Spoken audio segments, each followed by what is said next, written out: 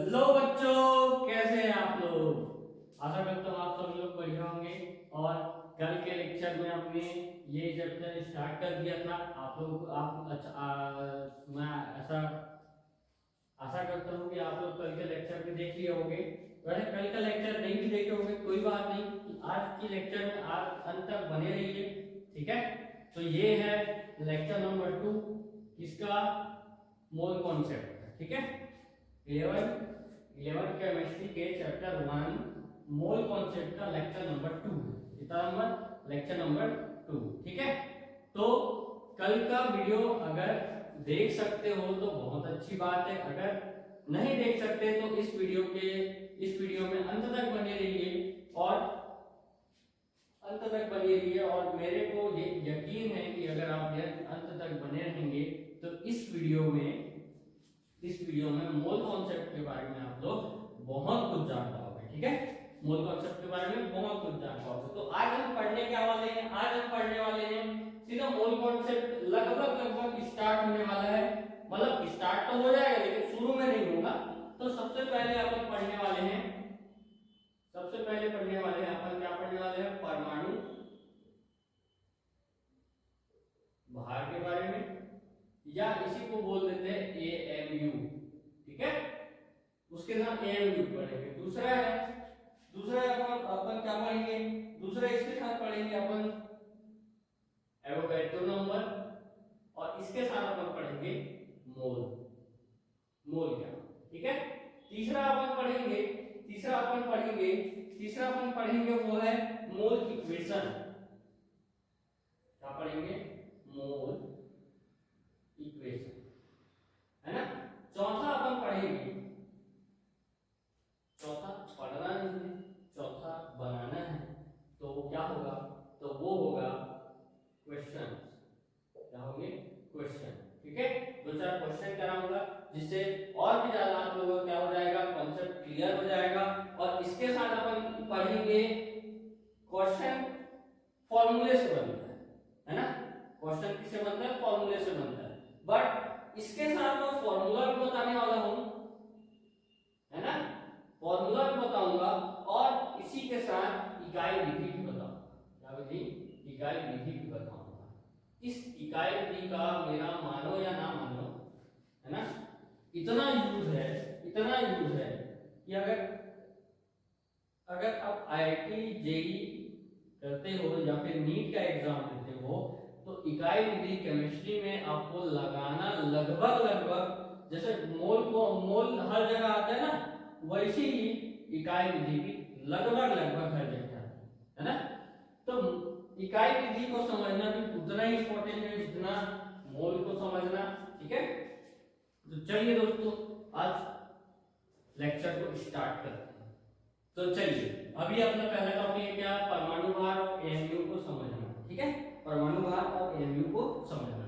अब सबसे पहले मेरे को ये बताओ कि परमाणु भार को अपन किस तरह से निकालेंगे, है ना। तो परमाणु भार को निकालने के लिए सबसे पहले अपने पास क्या होना चाहिए, अपने पास होना चाहिए क्या, एक एटम होना चाहिए। क्या होना चाहिए, एक परमाणु होना चाहिए, ठीक है। जिसके पास, उस परमाणु के पास प्रोटॉन भी हो सकता है, न्यूट्रॉन भी हो सकता है और बाहर में इलेक्ट्रॉन भी हो सकता है, ठीक है। तो अपन मान के चलते हैं कि ये कोई एक्स परमाणु है। क्या परमाणु है, कोई एक्स परमाणु है, ठीक है। कोई एक्स परमाणु है, इसके पास, अपने पास एक प्रोटॉन है, एक न्यूट्रॉन है और एक इलेक्ट्रॉन है, ठीक है। एक प्रोटॉन है, एक इलेक्ट्रॉन है और एक न्यूट्रॉन है, ठीक है। इसको मैं छोटे एन से दर्शा देता हूं ताकि आगे क्वेश्चन में दिख जाए, ठीक। अब देखो इसके पास क्या क्या है, एक प्रोटॉन है, एक न्यूट्रॉन है और एक इलेक्ट्रॉन है। अब मैं आपको पूछूंगा या बोलूंगा कि इसका भार निकालिए, है ना, इसका भार निकालिए। तो आप क्या करोगे, इसका भार निकालने के लिए भार बराबर क्या करोगे, एक प्रोटॉन, फिर इसका क्या कर दोगे, प्लस कर दोगे, फिर एक न्यूट्रॉन, फिर इसका क्या कर दोगे, एक इलेक्ट्रॉन के साथ जोड़ कर दोगे और आप बोलोगे कि एक प्रोटॉन का भार ले लो, न्यूट्रॉन का भार ले लो और इलेक्ट्रॉन का भार ले लो। फिर आपका ये जो टोटल भार आ जाएगा वो आ जाएगा यहाँ पास, है ना। यही तो बोलोगे। जैसे जैसे जस्ट एन एग्जांपल देता हूं मैं कि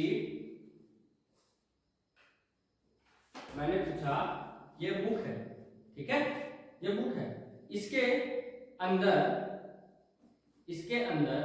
कितना पेज है, मान के चलो 700 पेज है। कितना पेज है? 700 पेज है, ठीक है, कितना पेज? 700 पेज। अब इस पर पेज का ग्राम है 1 ग्राम। कितना ग्राम? 1 ग्राम। मान के चलो कितना ग्राम है? 1 ग्राम। ये 700 पेज की किताब है और इसके एक पेज का ग्राम है कितना? एक पेज का कितना ग्राम है? 1 ग्राम है ना। एक पेज का वेट समझ रहे हो ना? ये जो एक पेज है ये सिंगल पेज कितने ग्राम का? 1 ग्राम का, ठीक है। और कितना पेज है? 700 पेज। तो आप बोलोगे एक पेज कितने ग्राम का है? 1 ग्राम का, ठीक है। तो 700 पेज कितने ग्राम का हो जाएगा? आप बोलोगे 700 ग्राम का हो जाएगा। टोटल कितना हुआ? 700 ग्राम हो गया, है ना। इसमें हर एक पेज को आपने प्लस किया ना, तभी तो 700 आया। आया कि नहीं आया? ठीक, सही बात, ठीक है, ठीक। इससे समझ गए? अब देखो, अब मैं इसका वेट बता रहा हूं, इसका प्रोटॉन, न्यूट्रॉन और इलेक्ट्रॉन, ठीक है। तो मैं इस साइड में वेट बता देता हूं। तो भैया सबसे पहले मैंने क्या लिखा है? प्रोटॉन लिखा है, तो प्रोटॉन का वेट बता देता हूं। प्रोटॉन का द्रव्यमान, प्रोटॉन का द्रव्यमान कितना होता है? जगह नहीं आएगा।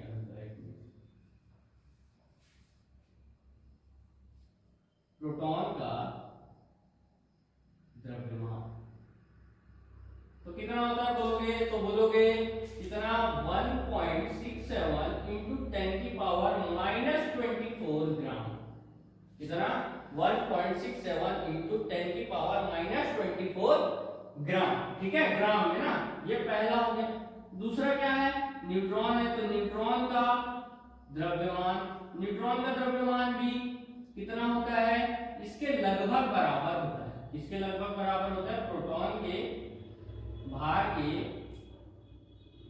लगभग बराबर होता है कौन? न्यूट्रॉन, ठीक है। तो न्यूट्रॉन जो है इसके भार के बराबर होता है। तो मैं इसको क्या लिख सकता हूं? 1.67 इंटू 10 की पावर -24 ग्राम ही लिख सकता हूं, ठीक है। अब इसके बाद आता है असली खेल इलेक्ट्रॉन का। जो इलेक्ट्रॉन का द्रव्यमान होता है, द्रव्यमान बोलो या भार बोलो, बात एक है ना।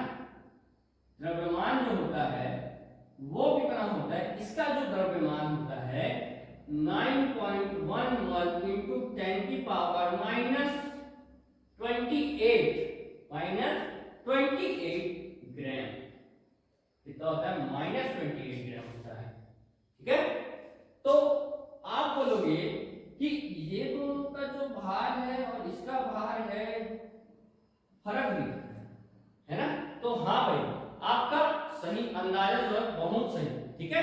इसका जो भार है वो बहुत अंतर का है, ठीक है। इलेक्ट्रॉन और प्रोटॉन और न्यूट्रॉन के भार में बहुत अंतर है ना। तो कितना का अंतर है? तो बोलोगे एक प्रोटॉन बराबर होता है 1837 इलेक्ट्रॉन के बराबर। कितना? 1837 इलेक्ट्रॉन के बराबर, ठीक है। कितने इलेक्ट्रॉन के बराबर? 1837 इलेक्ट्रॉन के बराबर। यानी कि मैं एक प्रोटॉन लेता हूं तो एक प्रोटॉन के भार के बराबर कितना इलेक्ट्रॉन लेना पड़ेगा? मेरे को 1837 इलेक्ट्रॉन लेना पड़ेगा, तब जाके वो एक प्रोटॉन के बराबर होगा, समझे? एक प्रोटॉन के भार के बराबर होगा। इसीलिए अपन यहाँ पर देखते हैं कि जो इलेक्ट्रॉन जो है क्या है? इलेक्ट्रॉन जो है वो बहुत छोटा है किससे? प्रोटॉन से, है ना। इसी कारण अपन क्या कर देते हैं? इसको नगण्य मान लेते हैं। क्या मान लेते हैं? नगण्य मान लेते हैं। क्या मान लेते हैं? नगण्य मान लेते हैं। तो अपन कहाँ पास थे? अपन थे कि ये जो इलेक्ट्रॉन जो है, सॉरी प्रोटॉन जो है, इलेक्ट्रॉन जो है वो प्रोटॉन के 137 गुना होता है, ठीक है, 137 गुना होता है। तो इसको अपन क्या मानते हैं? नगण्य मानते हैं, ठीक है। क्या मानते हैं? नगण्य मानते हैं। तो बाहर बराबर परमाणु, बाहर बराबर अपन क्या मान लेते हैं, परमाणु बाहर बराबर क्या मान लेते हैं कि प्रोटॉन की संख्या प्लस न्यूट्रॉन की संख्या, ये दोनों को अगर अपन प्लस कर दिए तो अपन के पास क्या आ जाएगा, एक परमाणु का भार आ जाएगा। किसके कितने परमाणु का भार आ जाएगा, एक परमाणु का भार आ जाएगा। ठीक है, तो यहाँ पर देखिए कि परमाणु भार बराबर अपने पास क्या हो जा रहा है, तो देखिए 1 इंटू प्रोटॉन का भार कितना है, तो बोलोगे 1.67 इंटू 10 की पावर माइनस 24। ठीक है, उसके बाद प्लस क्या है, न्यूट्रॉन का भार कितना है, तो बोलोगे वही है, तो 1.67 इंटू 10 की पावर माइनस 24। ठीक है, कितना है 1.67 इंटू 10 की पावर माइनस 24 ग्राम। ठीक है, परमाणु भार, ठीक है। अब परमाणु भार बराबर अपने पास क्या आ गया, परमाणु भार बराबर अपने पास क्या आ गया, तो अपने पास आ गया 1 इंटू, मैं इसको क्या ले लिया 2 इंटू 1.67 इंटू 10 की पावर माइनस 24 आ गया। अभी कैसे आया, तो देखो भैया जब अपन क्या करते हैं, कोई x है 1x है ना, प्लस में 1x और है, तो बराबर में कितना आता है 2x आता है ना। यही ऐसी कॉन्सेप्ट लगा है, यही बात यही कॉन्सेप्ट लगा है। तो ये एक है और ये दो दूसरा x है, ये पहला x और ये दूसरा x है, तो दोनों मिला के क्या हो जाता है 2x बन जाता है ना। ठीक है, तो भैया यहाँ पर ये जो संख्या है, ये जो संख्या है कौन सी संख्या 1.67 इंटू 10 की पावर माइनस 24, इसको अपन बोल देते हैं क्या, इसको अपन बोल देते हैं, क्या बोलते हैं AMU या फिर म्यू। ठीक है, क्या बोल देते हैं AMU या फिर म्यू। ठीक है, यू जैसे बनाते हैं ना, यू ऐसा कुछ नहीं ना, बस इसको बोलते हैं म्यू। ठीक है, इससे डिनोट करते हैं, कहीं अगर म्यू दिख गया तो घबराना मत, उसका मतलब AMU ही होता है। ठीक है, AMU का फुल फॉर्म क्या है, तो बोलोगे AMU का फुल फॉर्म जो है, तो भैया वो है एटॉमिक मास यूनिट। क्या है, एटॉमिक मास यूनिट। ठीक है, क्या है एटॉमिक मास यूनिट, क्या बोलते हैं एटॉमिक मास यूनिट। ठीक है, अब क्या करते हैं, ये तो हो गई। अब देखो परमाणु भार बराबर अपने पास क्या आ गया, लास्ट में परमाणु भार बराबर कितना आ गया 2 AMU। ये जस्ट एन एग्जांपल, किसी x परमाणु का मैंने यहाँ पर क्या क्या लिया था, यहाँ पर एक प्रोटॉन, एक न्यूट्रॉन और एक इलेक्ट्रॉन लिया है ना। ये तो जस्ट एन एग्जांपल हो गया, क्या हो गया एग्जांपल। ठीक है, अब वैज्ञानिकों ने सबसे पहले मतलब इसको AMU को दर्शाने के लिए किस परमाणु का उपयोग किया गया, मैं उसके एग्जांपल से एक बार फिर से रिपीट करता हूं। ठीक है, एक बार फिर से आपको रिवाइज कराता हूं। ठीक है, तो उसके लिए वैज्ञानिकों ने क्या किया, AMU को निकालने के लिए वैज्ञानिकों ने क्या किया है ना, किसके जरिए से बताया, तो वो बता देता हूं, वो था कार्बन। क्या था, कार्बन, वो था किसका, कार्बन परमाणु। अब मैं क्या लेता हूं, एक कार्बन का परमाणु लेता हूं या एक कार्बन परमाणु लेता हूं। ठीक है, एक कार्बन परमाणु लेता हूं। ठीक, अब देखो एक कार्बन परमाणु में मेरे पता कितना प्रोटॉन होता है, तो आप बोलोगे इस कार्बन का मैंने देखा है कि 6 क्या होता है, 6 होता है परमाणु क्रमांक और 12 होता है परमाणु भार। ये तो मैं डायरेक्ट बता सकता हूँ, है ना।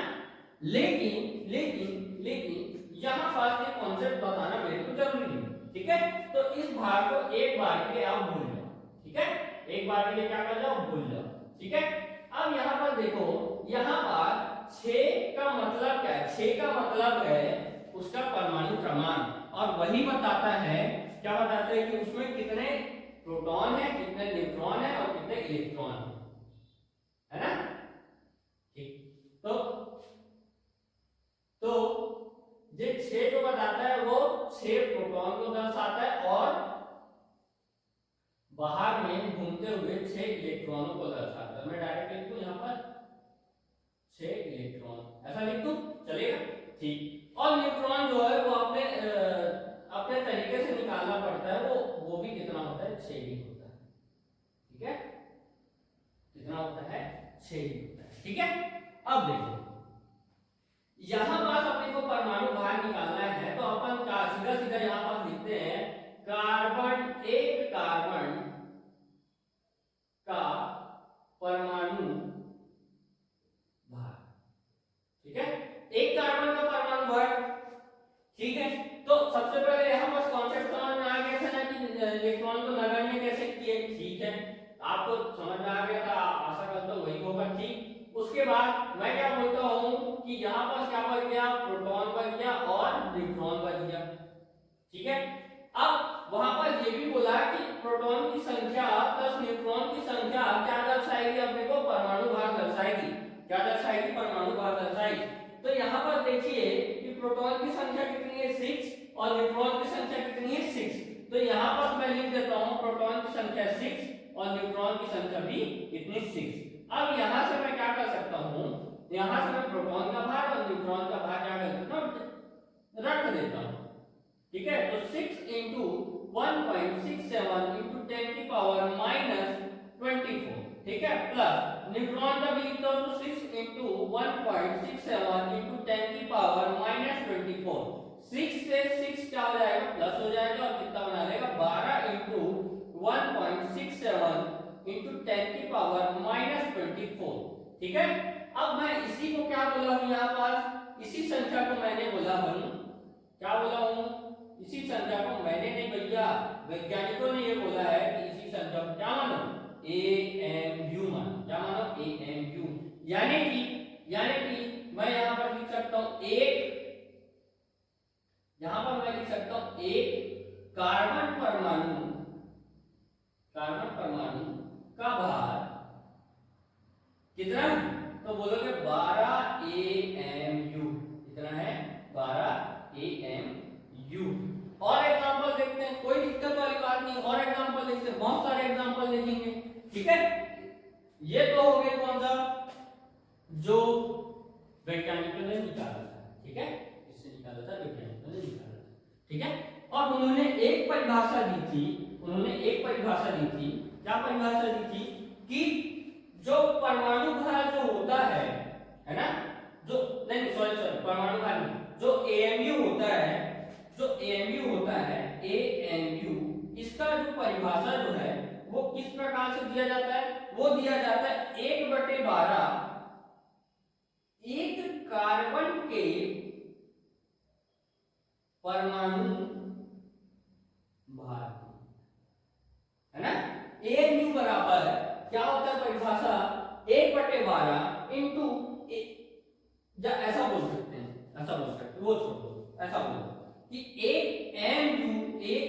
AMU बराबर होता है एक कार्बन परमाणु के 12वें भाग के बराबर, ठीक है, 12वें भाग के बराबर। यानी कि मैं क्या कर दूं, एक कार्बन लिया, एक कार्बन, इसका मैं क्या कर दूं, 12वां भाग लूं, तो किसके बराबर होगा, AMU के बराबर होगा, ठीक है। ऐसा थोड़ा सा अपने वैज्ञानिकों ने क्या किया था, परिभाषा दी है ना, जिसको मैंने और भी अच्छे तरीके से आपको एक्सप्लेन किया, ठीक है। अब ये तो आपने पहला परमाणु ले लिए, है ना, क्या लिए, कार्बन लिए, ठीक है। ये दूसरा एग्जांपल हो गया, ठीक। इसको नोट डाउन करना चाहो तो स्क्रीनशॉट ले लो या वीडियो करके नोट डाउन कर भी सकते हो, ठीक है, तो कर लेना, ठीक। अब यहाँ पर मैं ऑक्सीजन और नाइट्रोजन का भी उदाहरण देके आपको समझाता हूँ, ठीक है।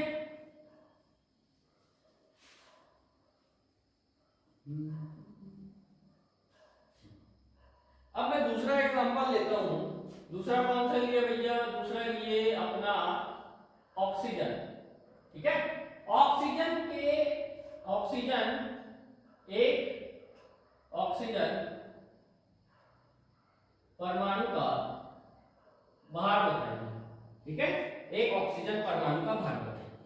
तो अपन बताते हैं, क्या बताते हैं कि ऑक्सीजन में कितने इलेक्ट्रॉन होते हैं? तो 8 इलेक्ट्रॉन होते हैं, ठीक है। 8 प्रोटॉन होते हैं, ठीक है। उसके साथ 8 न्यूट्रॉन भी होते हैं, ठीक है। 8 इलेक्ट्रॉन, 8 प्रोटॉन, 8 न्यूट्रॉन, ठीक। अब देखो परमाणु भार बराबर, मैंने क्या बताया था? परमाणु भार बराबर होता है प्रोटॉन की संख्या, है ना, प्लस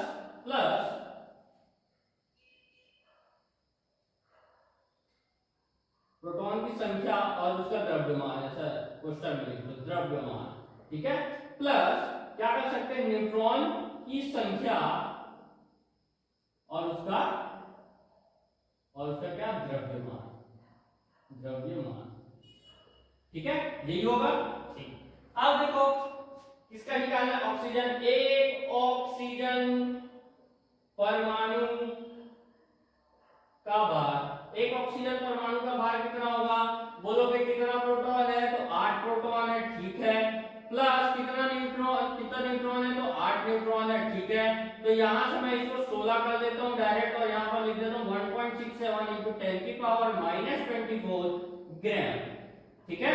और यही क्या होता है? यही अपने को क्या बोला जाता है? यही होता है AMU। क्या होता है? AMU या म्यू, ठीक है। तो इसको मैं लिख सकता हूं 16 AMU या फिर म्यू, ठीक है। इसका एक ऑक्सीजन परमाणु का भार होता है। क्या होता है? एक ऑक्सीजन परमाणु का भार होता है, ठीक है। यहां तक क्लियर है? अब और कोई उदाहरण लिए? चल इधर यहां पास ही ले लेते हैं, नाइट्रोजन का उदाहरण ले लेते हैं। तीसरा उदाहरण है अपने पास नाइट्रोजन, है ना। पूरा लिख देता हूं। एक नाइट्रोजन परमाणु का भार, ठीक है। एक नाइट्रोजन परमाणु का भार निकालेंगे, क्या करेंगे? तो अपने को पता है इसमें 7 इलेक्ट्रॉन होते हैं, 7 प्रोटॉन होते हैं, 7 न्यूट्रॉन होते हैं। 7 कितने होते हैं? न्यूट्रॉन होते हैं, ठीक है। तो परमाणु भार बराबर, डायरेक्ट सूत्र लगा देता हूं, परमाणु भार बराबर क्या हो जाता है? प्रोटॉन, कितना प्रोटॉन? 7 proton plus 7 neutron. तो यहां पर मैं डायरेक्ट ही बोल सकता हूं कि 7 7 कितना होता है? 14, और यहां पर मैं लिख दूं AMU, ठीक है। अब देखो, अब सॉल्व करने की जरूरत भी पड़नी चाहिए। अब इतना प्रैक्टिस कर लो कि ये पूरा का पूरा क्या हो जाए? याद हो जाए, ठीक है। और याद करने के लिए इसलिए बोल रहा हूं क्योंकि प्रैक्टिस के साथ ही याद भी हो जाता है। प्रैक्टिस के साथ क्या हो जाता है? याद भी हो जाता है। और जितना ज्यादा प्रैक्टिस करोगे उतना ज्यादा याद होगा, और जितना ज्यादा याद रहेगा उतना ज्यादा तुम्हारा लेवल क्या रहेगा? 100 आउट ऑफ 100 लाने का रहेगा, 100 आउट ऑफ 100 लाने का रहेगा, ठीक है। कोई भी टेस्ट हो, कोई भी एग्जाम हो, है ना, 100 आउट ऑफ 100 लाने का कोशिश हमेशा करना, ठीक है। अब देखो, अब जहां तक बात होगी, अब चलते हैं। यहां तक अपन ने किसके बारे में बात? यहां तक अपन ने परमाणु भार निकालना सीखा, और AMU क्या होता है, AMU क्या होता है उसके बारे में जाना, ठीक है। ठीक है, तो नेक्स्ट टॉपिक पे आते हैं। अपना सबसे खूबसूरत टॉपिक है, उसका नाम है मोल। क्या नाम है? मोल। और उसी के साथ एवोगैड्रो नंबर के बारे में पढ़ेंगे, एवोगैड्रो संख्या के बारे में पढ़ेंगे, ठीक है। तो चलिए चलते हैं।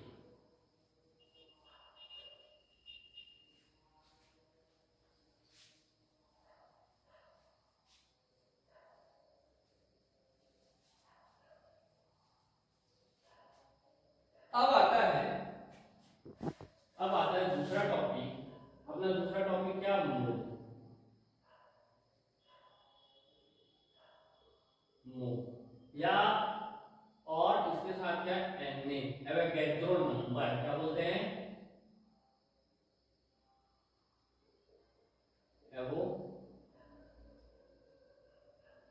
एवोगैड्रो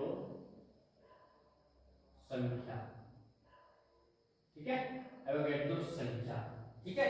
अब ये मोल होता क्या है, मैं आपको बोलता हूं कि आप जाइए, कहाँ जाइए, कहाँ जाइए, कहाँ भेजूं आपको कहाँ भेजूं, आपको भेज देता हूँ एक फल वाले के पास, ठीक है, आपको भेज देता हूँ फल वाले के पास। फल बेचता है वो, मस्त आम का मौसम है, जबरदस्त गर्मी का मौसम है, वहां उस टाइम में आपको फल वाले के पास भेज देता हूँ, ठीक है। मैं बोलता हूँ आपको कि एक दर्जन केले लाना, सॉरी एक दर्जन आम लाना, क्या लाना, एक दर्जन आम लाना, ठीक है। तो आप भी दुकानदार के पास क्या जाके बोलोगे कि एक दर्जन क्या दे दो, आम दे दो, है ना। तो कितने आम देगा, तो वो देगा 12 आम। कितना आम देगा, 12 आम देगा आपको, है ना, 12 आम देगा। वैसे ही मैं आपको क्या बोलूं, एक दर्जन क्या लाना, केले लाना, तो आप जाकर तो वो दुकानदार को क्या बोलोगे कि एक दर्जन केले दीजिए, तो वो एक दर्जन में कितने केले देगा, तो 12 केले देगा। कोरी सुने हो, कोरी, कोरी सुने, कोरी। तो मैं आपको बोला एक कोरी दिए लाइए, कितने दिए लाइए, दिया जलाने वाला दिया, ठीक है। एक कोरी क्या लाइए, दिए लाइए, तो आप कितना दिए लेके आओगे, तो 20 दिए लेके आओगे, कितना, 20 दिए लेके आओगे। और कोई संख्या, ठीक। उसी प्रकार मैं बोला कि एक कोरी क्या लेके आओ, पेंसिल लेके आओ, एक कोरी पेंसिल लेके आओ, है ना, तो कितने पेंसिल लेके आओगे, 20। एक दर्जन पेंसिल लेके आओ बोलूंगा तो कितना लेके आओगे, 12, ठीक है। तो ये एक जस्ट नंबर है। दर्जन बराबर कितना होता है, दर्जन बराबर होता है 12, और कोरी बराबर कितना होता है, कोरी बराबर होता है 20, ठीक है। ये क्या है, जस्ट अ नंबर, क्या है, जस्ट अ नंबर। ठीक उसी प्रकार मोल भी क्या है, mole is just a number, ठीक है। मोल इज क्या, जस्ट अ नंबर, ठीक है। तो एक मोल बराबर कितना होता है, एक मोल बराबर बोलोगे तो एक मोल बराबर होता है 6.023 इंटू 10 की पावर, या 022 इंटू 10 की पावर 23 कट, या संख्या, ठीक है, क्या, संख्या, ठीक है। इतनी संख्या होती है, जैसे दर्जन में 12 होता है, कोरी में 20 होता है, ठीक वैसी उसी प्रकार एक मोल बराबर होता है 6.022 इंटू 10 की पावर 23 संख्या, ठीक है। जैसे मैं बोला कि एक मोल आम लाइए, क्या लाइए, एक मोल आम लाइए, तो आप कितने पकड़ के लाओगे, तो आप लेके आओगे 6.022 इंटू 10 की पावर 23 आम लेके आओगे, ठीक है। केले बोला तो कितना केले लेके आओगे, 6.022 इंटू 10 की पावर 23 केले लेके आओगे। जलेबी बोला तो इतना ही लेके आओगे, एक मोल जलेबी बोला तो कितना लेके आओगे, 6.022 इंटू 10 की पावर 23 केले लेके, सॉरी जलेबी लेके आओगे, ठीक है। क्या है ये, जस्ट अ नंबर, मोल क्या है, जस्ट अ नंबर, ठीक है, एक संख्या है, ठीक। और ये एवोगैड्रो नंबर के नाम से भी जाना जाता है, इसके नाम से जाना जाता है, एवोगैड्रो नंबर के नाम से भी जाना जाता है, ठीक है। तो यहाँ पर अब मैं बताने जा रहा हूँ कि जब भी अपन एक मोल किसी चीज को लेते हैं, वो परमाणु मतलब किसी तत्व या किसी क्या बोल सकते हैं, किसी पदार्थ या यौगिक के परमाणु भार के बराबर क्यों हो जाता है, परमाणु भार या अणुभार के बराबर क्यों हो जाता है, ठीक है। तो वो देखने वाले हैं। तो देखिए यहाँ पर क्या लिखा है, 1 mole is equal to 6.022 into 10 की पावर 23, ठीक है, 1 मोल बराबर होता है, ठीक है। और इसी को अपन क्या बोलते हैं, एवोगैड्रो संख्या भी बोलते हैं, Na, ठीक है, क्या बोलते हैं, Na, ठीक है। अब यहाँ पर क्या क्या एग्जांपल लिए थे पिछले में, एएमयू के लिए, एएमयू के लिए लिए थे अपन ने ऑक्सीजन लिए थे, कार्बन लिए थे, नाइट्रोजन लिए थे, ठीक है। तो एक और एग्जांपल ले लेते हैं, मतलब उसी का एक बार और रिपीट कर लेते हैं कि मैंने बताया था, अब सीधा याद रखो भाई, है ना, कि क्या रखो, याद रखो, है ना। तो क्या बताया था, एक ये ऊपर, ठीक है, अब नीचे, एक कार्बन परमाणु का भार बराबर कितना बोले थे, 12 AMU, ठीक है। या फिर इसी को मैं क्या लिख सकता हूं, या फिर इसी को लिख सकता हूं 12 इंटू 1.67 इंटू 10 की पावर -24 ग्राम, यही लिख सकता हूं, यही लिख सकता हूं, यही तो बताया था आप, यही तो लिखोगे यार, है ना, यही लिख सकता हूं, ठीक है। अब मैं क्या किया, मेरे को चाहिए क्या, 1 मोल कार्बन परमाणु, कितना चाहिए, 1 मोल कार्बन परमाणु का भार चाहिए, ठीक है। तो आप क्या करोगे, 12 इंटू 1.67 इंटू 10 की पावर -24 ग्राम, इंटू क्या कर दोगे, 1 मोल कर दोगे, क्या कर दोगे, 1 मोल कर दोगे। अरे भैया, अरे भैया सुनो बात, सुनो बात, मैंने क्या बोला कि मैंने बोला कि क्या बोला, हाँ, x बराबर y है ना, x बराबर क्या है, y है, तो 2x बराबर कितना होगा, तो बोलोगे 2 इंटू वाई हो जाएगा, ना। तो वही बात मैं क्या ऐसी लेके चल रहा हूं कि अगर 1 मोल कार्बन परमाणु का भार चाहिए अपने को, तो अपने को कितना, सबसे पहले एक कार्बन परमाणु का भार लेंगे, फिर उसके साथ इंटू करेंगे कितना, 1 मोल कार्बन परमाणु का भार इंटू करेंगे, ठीक है। अब देखो 1 मोल बराबर कितना होता है, तो बोलोगे 6.022 इंटू 10 की पावर 23 परमाणु होता है, तो किसका परमाणु होता है, तो कार्बन परमाणु का भार हो जाएगा, जो बराबर होता है 12 इंटू 1.67 इंटू 10 की पावर -24 ग्राम के, है ना, ग्राम को लास्ट में लिखिए, ग्राम के बराबर होता है। और इसके साथ यहाँ पर भी 1 मोल है, तो 1 मोल की संख्या कितनी होगी, 6.022 इंटू 10 की पावर 23, यहाँ पर आ जाएगा ग्राम, ठीक है, ठीक है। अब देखो ये वाली संख्या और ये वाली संख्या, यानी कि 1.67 इंटू 10 की पावर -24 इंटू 6.022 इंटू 10 की पावर 23 को अगर आप सॉल्व करोगे तो कितना आएगा, ये इसका 1 आएगा, कितना आंसर आएगा, 1 आंसर आएगा, ठीक है। क्योंकि इससे ये कट गया और इससे ये गुना हो गया, कितना आ गया, 1 आ गया, करके देखते हैं, ठीक है। तो डायरेक्ट मैं यहां से बोल सकता हूं कि 1 मोल कार्बन परमाणु, 1 मोल कार्बन परमाणु का जो भार होता है वो बराबर होता है 12 ग्राम के, इसके 12 ग्राम, या फिर मैं इसको क्या कर सकता हूँ, 12 इंटू 1 ग्राम, ये इसका कितना आ गया, 1 आ गया, और जो 12 था वो सामने में था, ठीक है, जो बराबर हो जाएगा कितना, 12 ग्राम के, इसके 12 ग्राम, ठीक है। यहाँ तक सब क्लियर है, अच्छे से देख लीजिए, ठीक है, कुछ नहीं किया हूं। एक और एग्जांपल ले लेते हैं, किसका ले लेते हैं, ऑक्सीजन का ले लेते हैं, ठीक है, ऑक्सीजन से और अच्छे समझ में आएगा। तो थोड़ा सा अपने में और ऑक्सीजन भर लीजिए, थोड़ा सांसें लंबी ले लीजिए, ठीक है। तो यहाँ पर दूसरा एग्जांपल लेता हूं मैं, एक मोल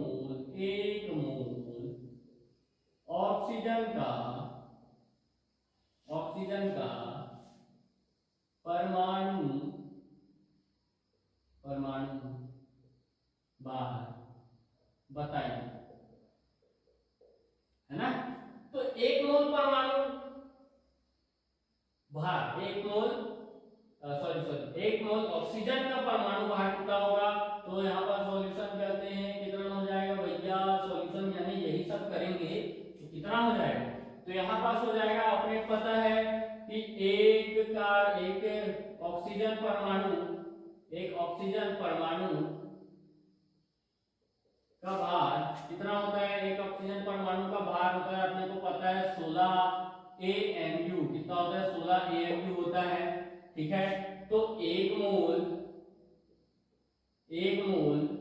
ऑक्सीजन, 1 मोल ऑक्सीजन परमाणु का भार कितना हो जाएगा। तो 1 मोल ऑक्सीजन परमाणु का भार हो जाएगा कितना।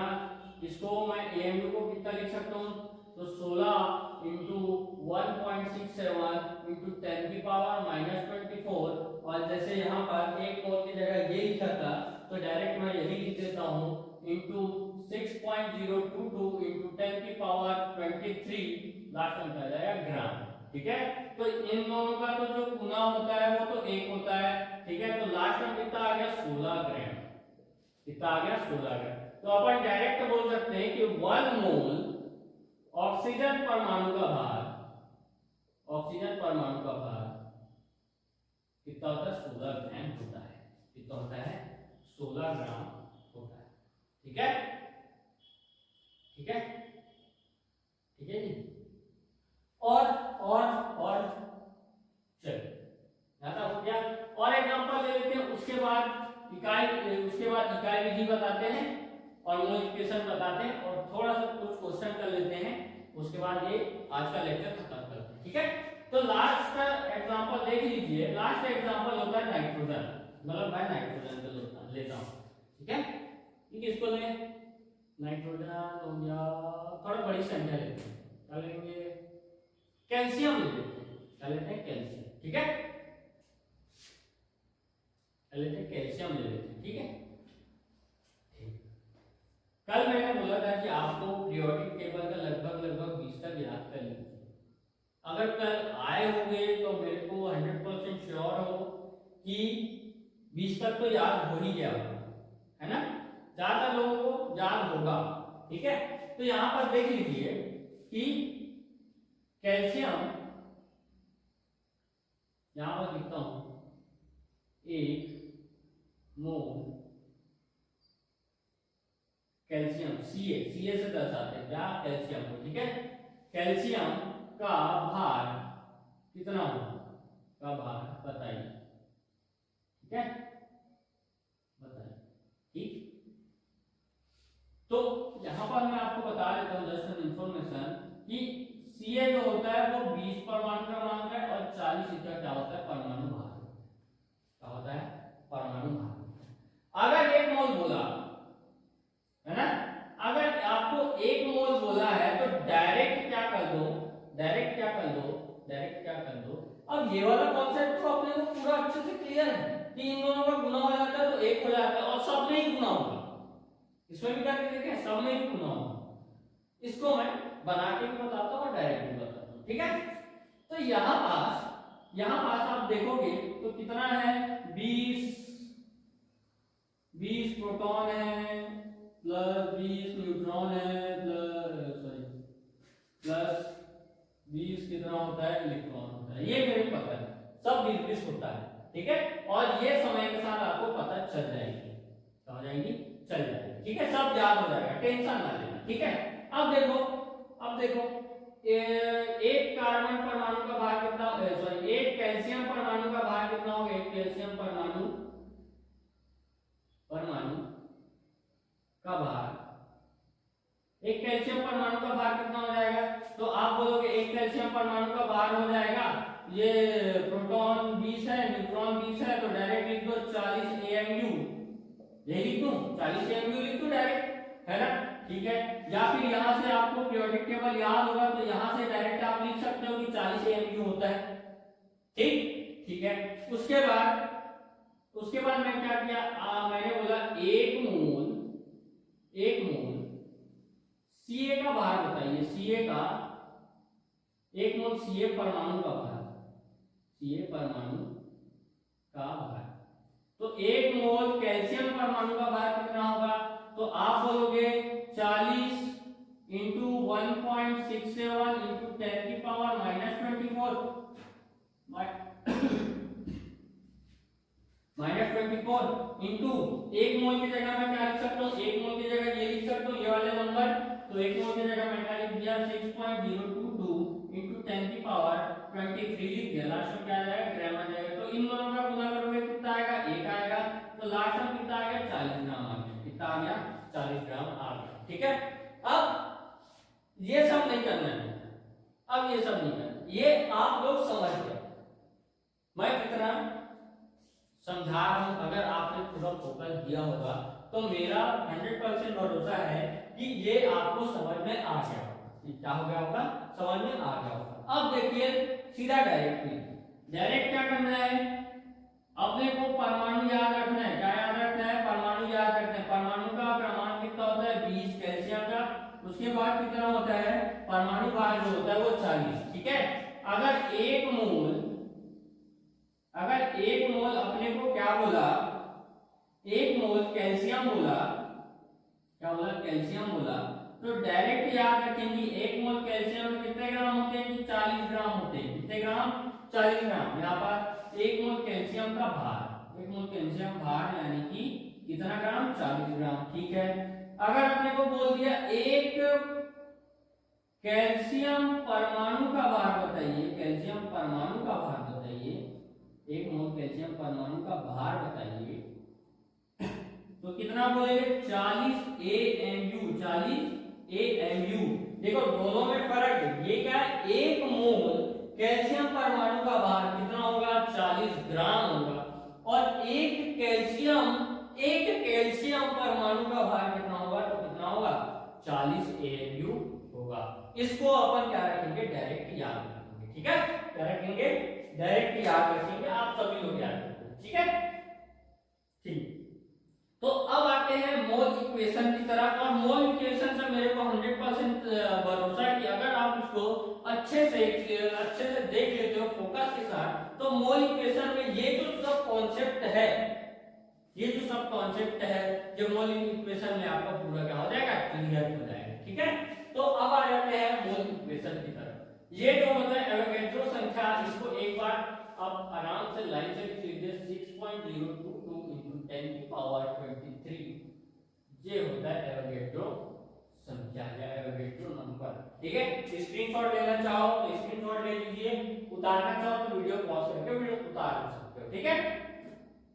नोट्स एकदम अच्छे से बनाना है आप लोगों को, नोट्स में कोई गड़बड़ी नहीं करना है, बिल्कुल जबरदस्त। अब अपन बात करते हैं मोल इक्वेशन की, है ना।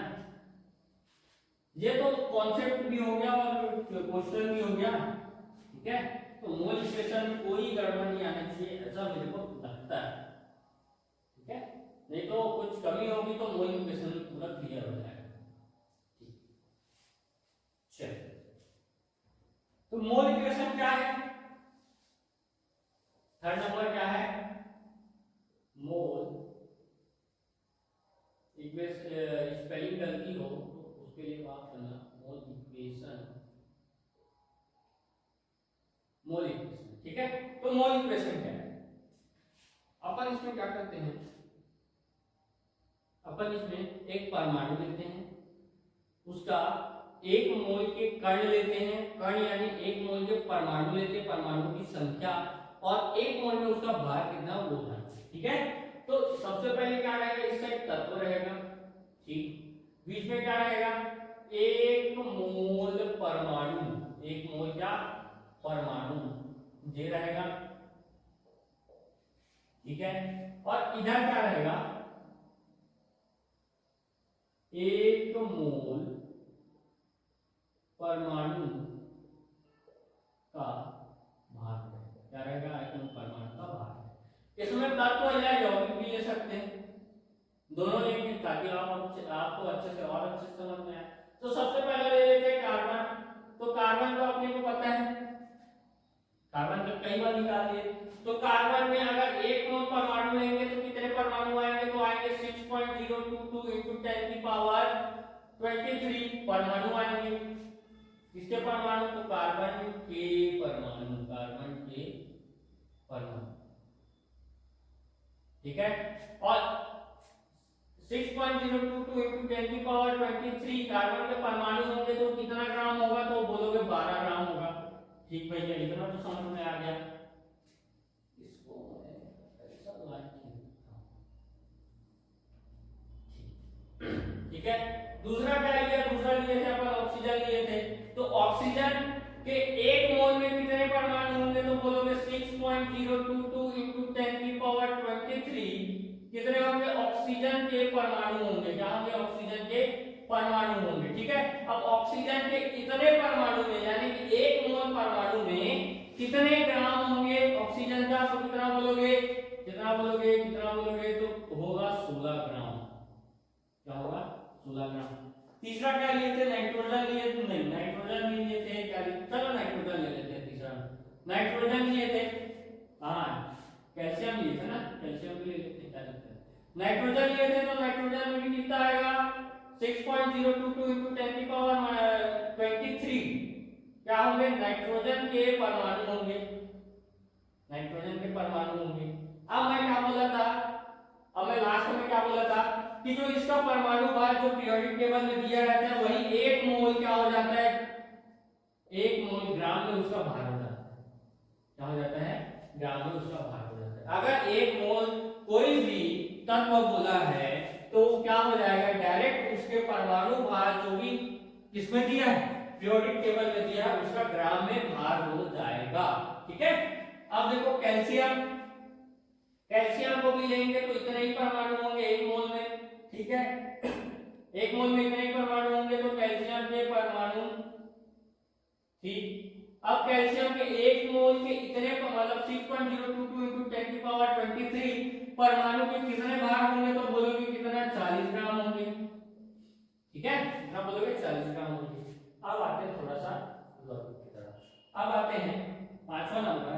अब मैं बोला O2 ऑक्सीजन परमाणु, 6वां बोला N2, ठीक है। 7वां बोला H2O, 8वां बोला H2 या NH3,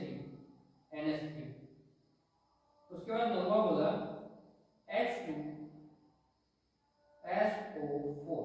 क्या बोला? H2SO4। शायद दिख रहा होगा, नहीं दिख रहा होगा तो एक काम करता हूं मैं यहां पर लिख देता हूं, चलेगा। 9वां बोला H2SO4, मैं थोड़ा सा एडजस्ट कर लूंगा, ठीक है। अब देखो कैल्शियम का होगा, अब O2 का तो यहां पर कितने कितने ऑक्सीजन के परमाणु? तो 2 ऑक्सीजन के परमाणु, है ना। तो ऐसा मत सोचना कि 2 ऑक्सीजन के परमाणु है तो इसके भी 2 मोल, 1 मोल लिखा जाए कि 2 अलग अलग मोल होंगे, ठीक है। ऑक्सीजन के परमाणु का मतलब O2 के परमाणु का मतलब ये है कि अगर यहां पास ये वाले ऑक्सीजन का परमाणु ऐसा है ना, मान के चलो ऐसा भरा हुआ है ना, तो यहां पर O2 का परमाणु थोड़ा बड़ा होगा लेकिन ऐसे ही भरा होगा, ठीक है, ठीक है। अगर मैं वहां पर क्या बोल रहा था, यहां पर बोला ये मान लो स्ट्रक्चर है उसका, ठीक है। तो 1 मोल ऑक्सीजन ऐसा दिखता है, ठीक है। तो O2 कैसा दिखेगा? 1 मोल O2 कैसा रहेगा? जब ये एक O2 का परमाणु कैसा रहेगा? वो भी तो ऐसा रहेगा, चिपका हुआ, है ना, चिपका रहेगा। तो इसको भी कितना संख्या मानना है? इसको भी कितना संख्या मानना है? इसको भी मानना है 6.022 into 10 की पावर 23 किसके अणु? O2 के अणु, ठीक है, ठीक है। यहां तक क्लियर है। अब देखो 1 मोल अगर मैं O2 के अणु लेता हूं तो उसमें कितने ग्राम मेरे को O2 मिलेंगे? कितने ग्राम O2 मिलेंगे? तो एक ऑक्सीजन में होता है, 1 मोल ऑक्सीजन में होता है 16 ग्राम। तो 2 ऑक्सीजन में कितना होगा? 2 into 16 कितना? 16 दूनी 32 ग्राम। कितना होगा? 16 दूनी 32 ग्राम। तो यहाँ पास कितना मिल जाएगा मेरे को? 32 ग्राम और O2 मिल जाएगा। कितना मिल जाएगा? 32 ग्राम O2 मिल जाएगा। इसी प्रकार क्या है, नाइट्रोजन है तो N2 है, यानी कि इसका भी कितना लेंगे, कितना कर लेंगे, तो बोलोगे 6.022 into 10 की पावर 23 N2 के अणु लेंगे। क्या लेंगे? N2 के अणु लेंगे। ठीक है, अब N2 के इतने अणु हैं और कितने N है? 2 N है, 2 नाइट्रोजन है, तो एक नाइट्रोजन को होता है 14, तो 2 नाइट्रोजन का कितना हो जाएगा? तो बोलोगे कितना? 28। कितना हो जाएगा? 28 ग्राम। क्या? N2। ठीक है, इसी प्रकार क्या आ जाता है? H2O आ जाता है। क्या आ जाता है? 7वां नंबर में H2O आ जाता है। उसके बाद 8वां में क्या लिखा जाता है? NH3 आ जाता है। उसके बाद 9वां में यहाँ पर लिख देता हूँ, आ जाएगा, यहाँ पर लिख देता हूँ H2SO4। ठीक है, तो H2O, अब देखो यहाँ पर क्या है? दो अलग अलग परमाणु। क्या है? दो अलग अलग परमाणु। ठीक है, लेकिन लेकिन लेकिन इसके भी कण सेम होंगे, इनके भी कण क्या होंगे? सेम होंगे। यहाँ पर जो H2 बना है, तो मैं एग्जांपल देता हूँ कि जो H2 अपन क्या मानते हैं? जल ही तो बोलते हैं क्या? तो ये एक कण जल का, ये दूसरा कण, तीसरा कण, चौथा कण, पांचवा कण, छठवां कण, सातवां, आठवां, नौवां, 10वां, ऐसा मिलके क्या बनाता है? पानी बनाता है। उसके H2O के ही तो कण होते हैं, एक साथ जुड़े हुए हैं। ठीक है, तो कितना कितना कण मानोगे, कितना परमाणु मानोगे, यानी अणु मानोगे, तो कितना बोलोगे? 6.022 into 10 की पावर 23 H2O के अणु, किसमें? एक मोल में यहां पर अणु में।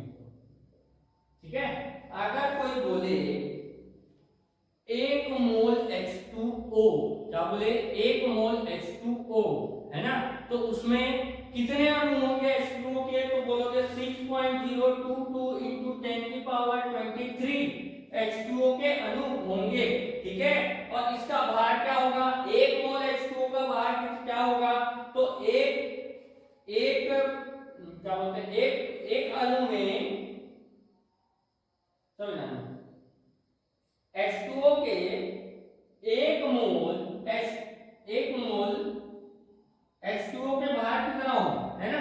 तो अपन जानते हैं कि 1 मोल H का भार कितना होगा? 1, लेकिन यहाँ पर कितना है? 2H है, तो कितना होगा? 2। ठीक है, और उसी के साथ प्लस में क्या है? 1 मोल क्या ही हो जाएगा? 1 मोल क्या है? यहाँ पर ऑक्सीजन भी है, तो ये ऑक्सीजन भी है, तो 1 मोल ऑक्सीजन में कितना होता है? 16। ठीक है, तो ये दोनों क्या हो जाएंगे? प्लस हो जाएंगे। मिलकर कितना बनाएंगे? 18। कितना? 18 बना लेंगे, तो कितना हो जाएगा? कितना हो जाएगा? 18 ग्राम। 18 ग्राम क्या? H2O क्या हो जाएगा? 18 ग्राम H2O हो जाएगा। ठीक है, ठीक है, ठीक। इसी प्रकार NH3 के भी कितने कण होंगे? तो 6.022 into 10 की पावर 23 NH3, जिसको अपन बोलते हैं अमोनिया के अणु होंगे। ठीक है, अब इसके इतने अणु हैं, तो इसका भार क्या होगा? तो बोलोगे, अपन जानते हैं कि 1 मोल नाइट्रोजन का भार होता है 14। ठीक है, तो नाइट्रोजन की 1 है, हाइड्रोजन कितना है? 3 है, तो 3 हाइड्रोजन का भार कितना होगा? 3। तो 14 और 3 कितना हो जाएगा? 14 प्लस 3 कितना हो जाएगा? 17। तो कितना हो जाएगा अमोनिया का भार? तो 17 ग्राम अमोनिया हो जाएगा। 1 मोल अमोनिया का भार कितना हो जाएगा? तो 17 ग्राम अमोनिया हो जाएगा। उसके बाद H2SO4 पे भी इतने ही अणु होंगे, तो 6.022 into 10 की पावर 23 H2SO4 सल्फ्यूरिक अम्ल। ठीक है, के अणु होंगे। ठीक है, 1 मोल में कितने अणु होंगे? तो 6.022 into 10 की पावर 23 अणु होंगे, है ना? तो इसका भार कितना होगा? तो इसका भार निकाल लेते हैं, कोई दिक्कत नहीं। ठीक, तो इसका भार कितना होगा? तो इसका भार बोलोगे तो H2SO4 है, तो इसका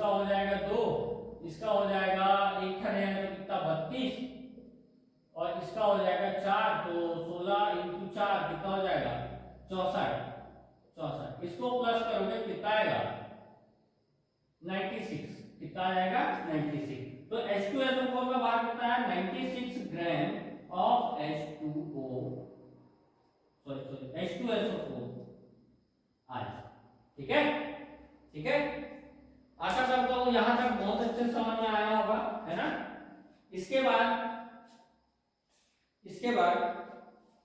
क्या करते हैं अपन,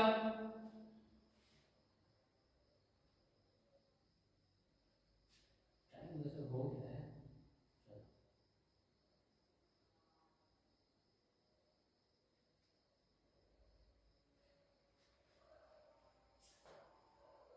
यहीं तक अपन लास्ट करते हैं। ठीक है, आज के लिए इतना ही। इसके बाद जो क्वेश्चन लाया था मैं, है ना, उसको कल करेंगे और इकाई विधि भी देखेंगे और इसके बाद फॉर्मूला भी देखेंगे। ठीक है, कल थोड़ी सी लंबा क्लास ले लूंगा, उसमें कोई दिक्कत नहीं है। ठीक है, और क्या बोल रहा था, तो आज के सिर्फ और सिर्फ इतना ही। अच्छे से रिवाइज करना और यहाँ पर जितने भी मैं क्या लिखा हूँ, तत्व लिखा हूँ, परमाणु लिखा हूँ, तत्व लिखा हूँ और यौगिक लिखा हूँ, है ना, तो इसको एक बार और अच्छे से रिपीट करके आना, रिवाइज करके आना। आपको मैं गारंटी देता हूँ अगर यहाँ तक अगर समझ में ना आए ना, मेरा नाम बदल देना।